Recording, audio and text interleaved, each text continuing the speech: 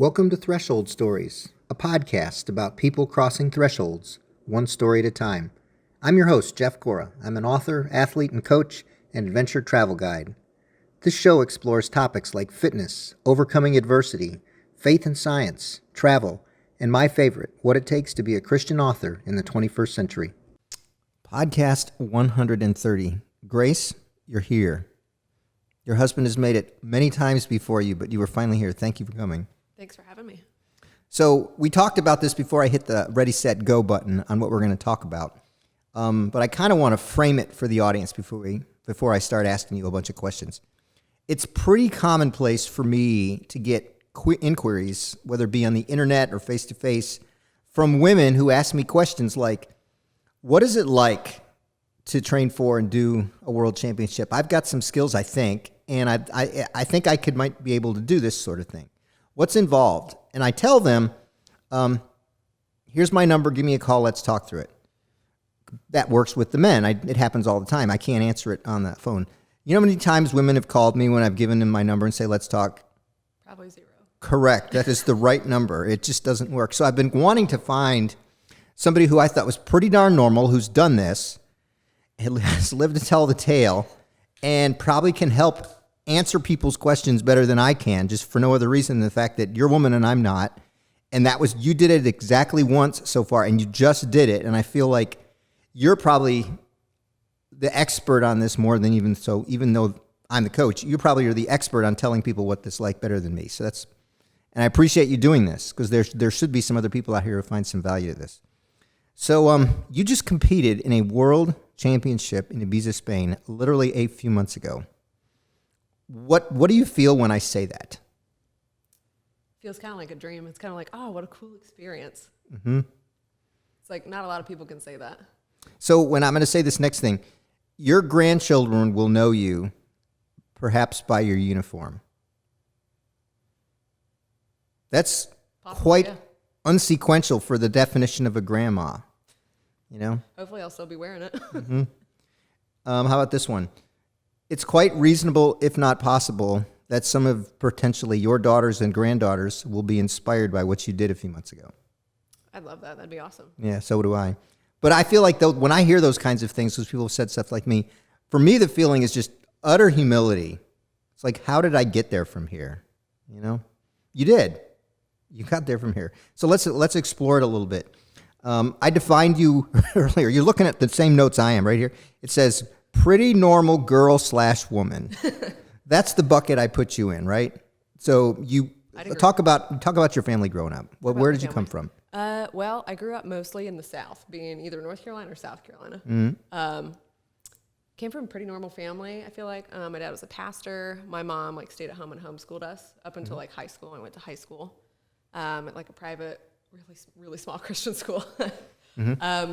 Growing up, I played some soccer. Can't say I was great at it. I enjoyed the running part, but the skills were not. Like kicking it, not so much. Running after it, you're in. I don't know if this is my thing. So I did that for a while, and then I was like, I'm not really good at this. I need to move on.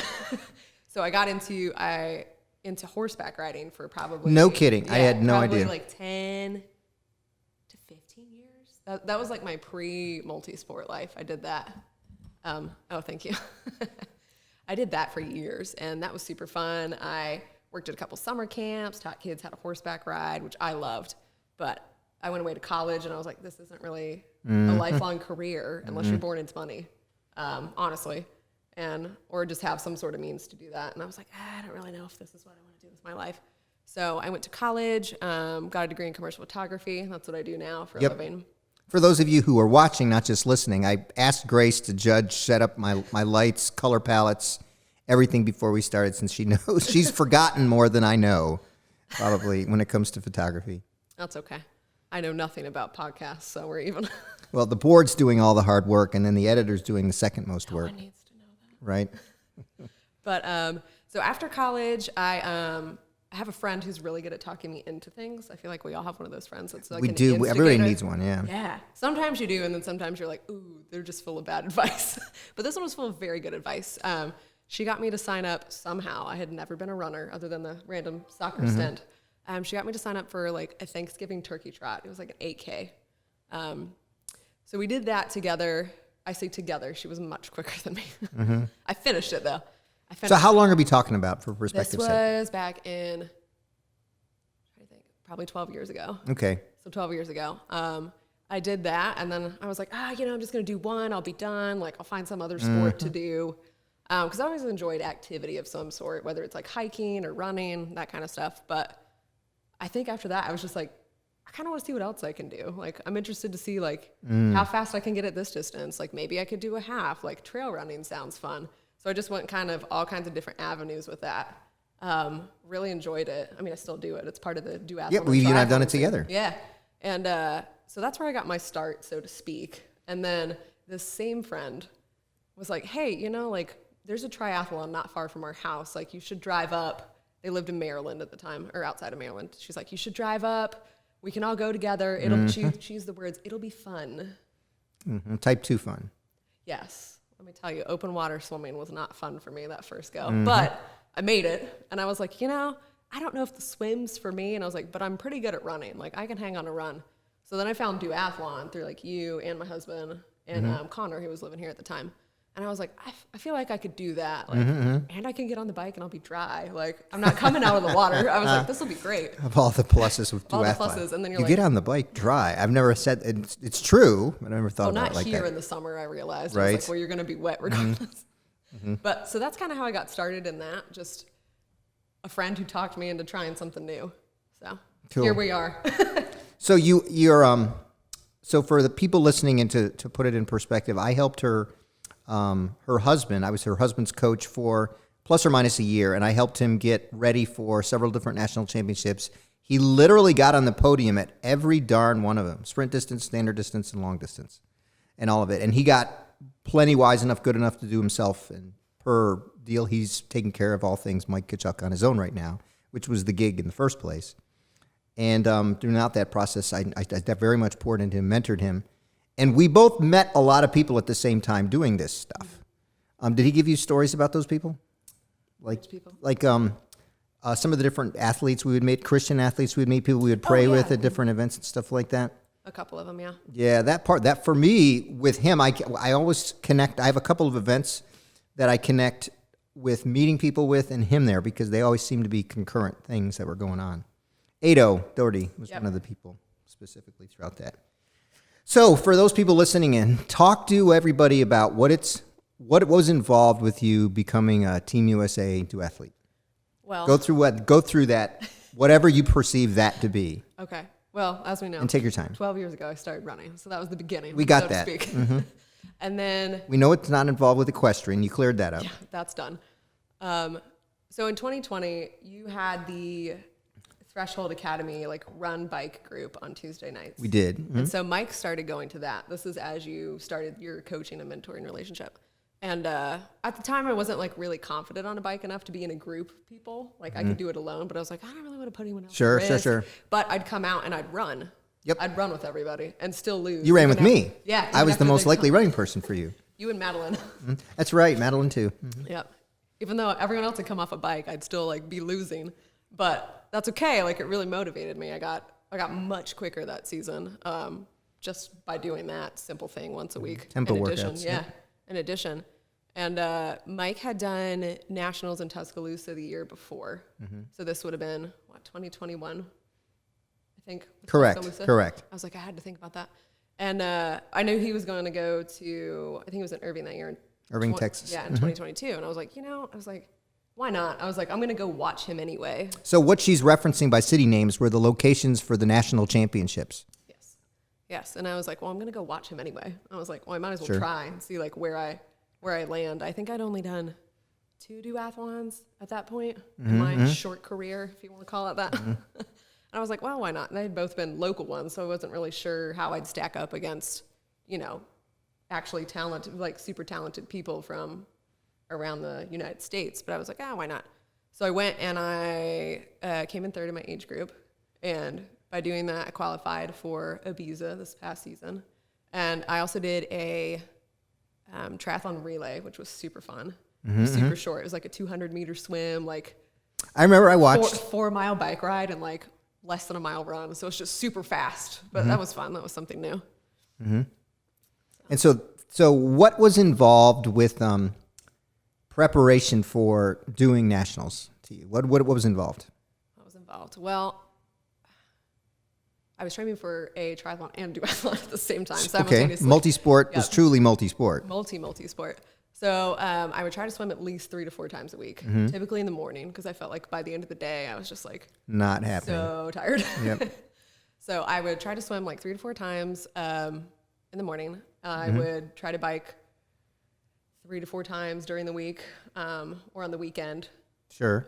Different variations, like in time and distance and effort.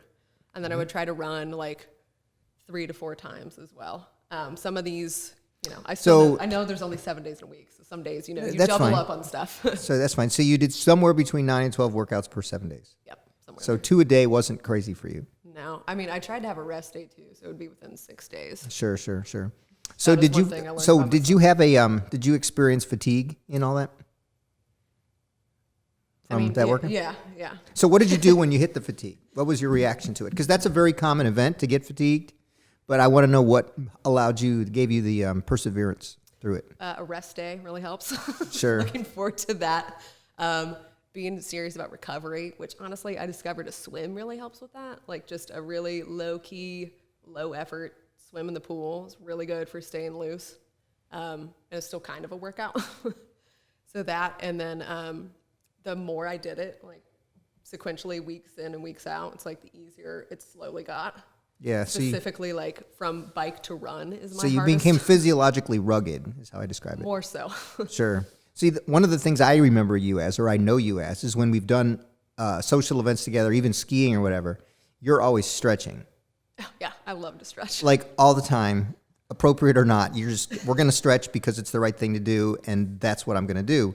And everybody know. I mean, I'm not the only one who says that. Grace is stretching. Oh, no. That's like a brick is red, Grace is stretching. It's like if you can't find me, that's what I'm doing. Either snacking It could be. or stretching. It should be something like that. Did you find that hard, what you just described, the 9 workouts a week? In the beginning, I think it was the hardest because your body's trying to build up. You're just so sore. Sure. It's even with an off day and like trying to recover as best you can. It's a lot to start out with, and you're kind of like, sure. If you're me, you kind of get discouraged. You're like, oh, I thought I was in shape. Like I'm really good at running, and then you add those other things in slowly, and your body's like, whoa.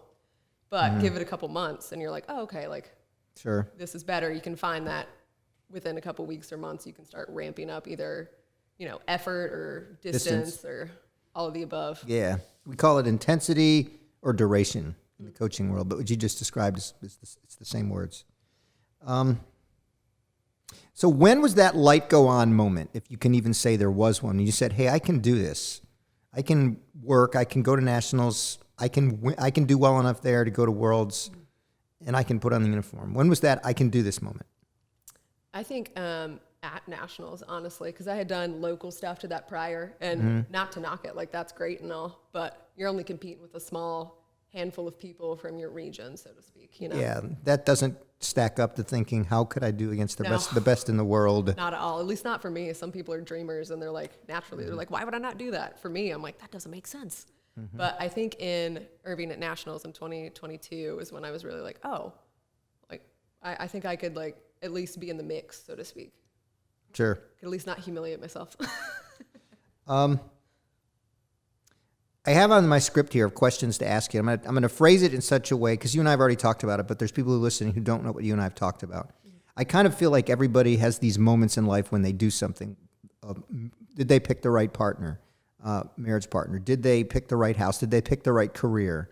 Fill in the blank. Heavy-duty decisions that you committed to where you just second-guess it. Doesn't mean you change direction, but you second-guess it, right?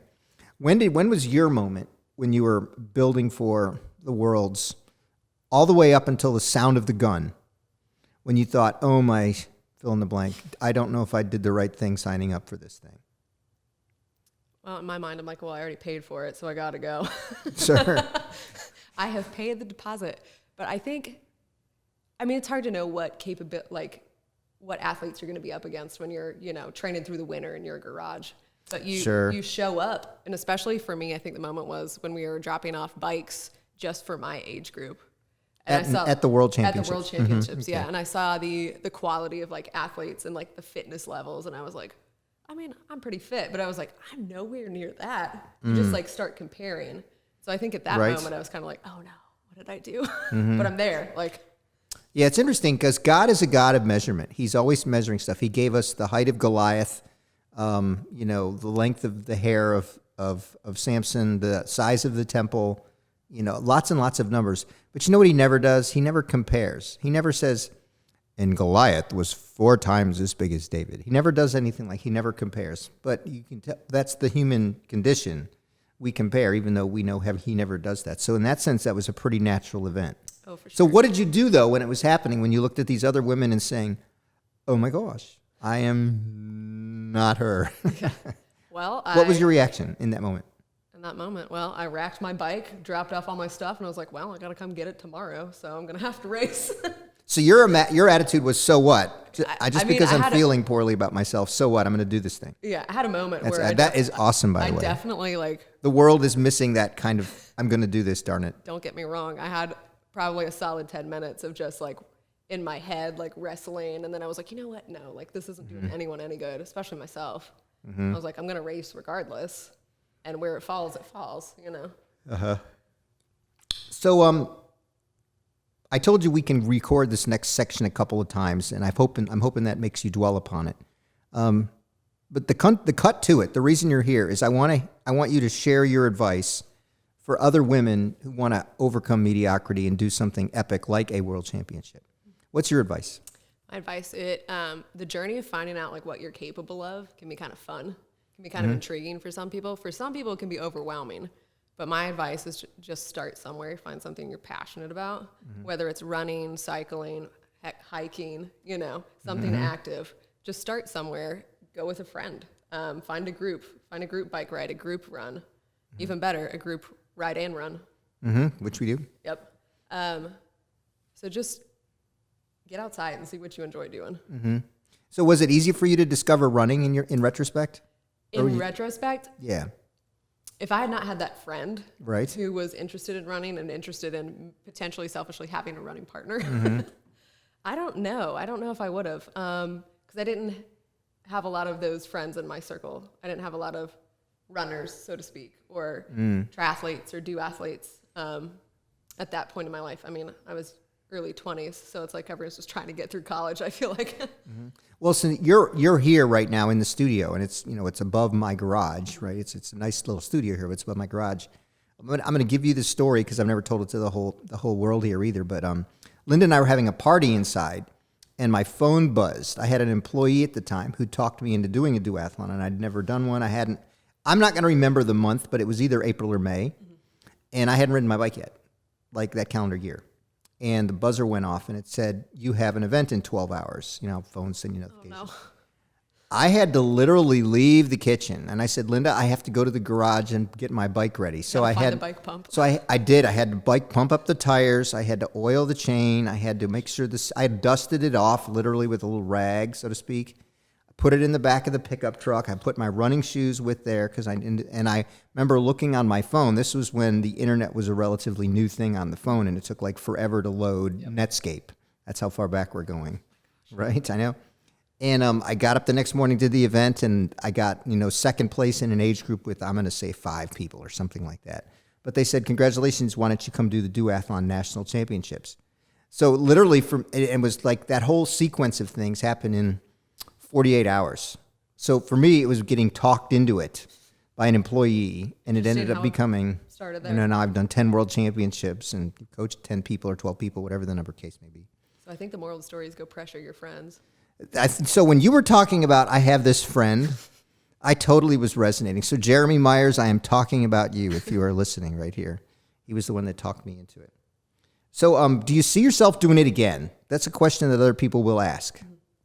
I can. I don't know when in life. Sure. But I think the cool thing about multisport is I see a lot of people like into their 50s, 60s, 70s, 80s. Shots fired here. Let me wipe that one off my shoulder. Okay, I don't honestly know what age group you fall into there, but 110 to 114 according to Alex. Okay, well.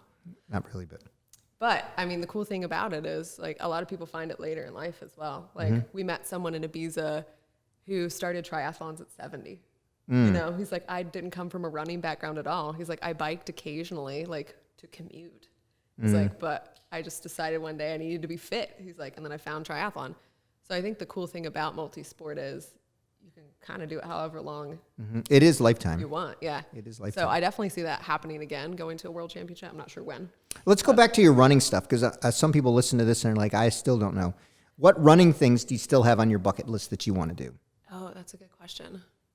You know, I haven't looked at the running bucket list recently, but I haven't done a marathon yet, but I really haven't been motivated enough to put that kind of time in. So, you know, you've referenced trail running, right? Yeah, I would like to get back into that again. I think a trail half would be 13.1 would be, I don't want to say fun. It would be challenging. Sure. Because I've done the 13.1s I've done have all been on the road. So I Sure, haven't done a sure. trail one of those yet. But I'd like to get back into that, I think. That's fair. So, y'all, thanks for Grace for listening. If you Google her, you can find her. If you just type her name and hit enter, you get pointed to a LinkedIn page, you get pointed to her Instagram profile, and a couple of different things. So she's not shy about who she is and what she does. So she's connectable via social media. And thank you so much for being on the show. Yeah, thanks for having me. Thanks for listening. Jeff's books can be found at all major outlets. If you'd like to participate in any of our adventure travel, visit thresholdacademy.com and click on the links. If you wish to hire Jeff as a speaker, please visit jeffgora.com and fill out the form.